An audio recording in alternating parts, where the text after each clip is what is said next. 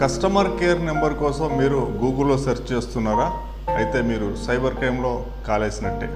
ఎలాగంటారా?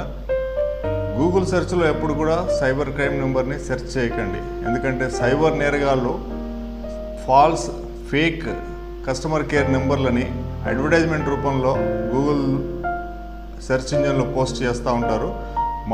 మీరు ఎప్పుడైనా కానీ గూగుల్లో సెర్చ్ చేసినప్పుడు టాప్ ప్లేస్లో కనపడే కస్టమర్ కేర్ నెంబర్లు దాదాపుగా అన్నీ కూడా ఫ్రాడ్ నెంబర్లు అయి ఉంటాయి. మరి ఏం చేయాలి అని అనుకుంటున్నారా?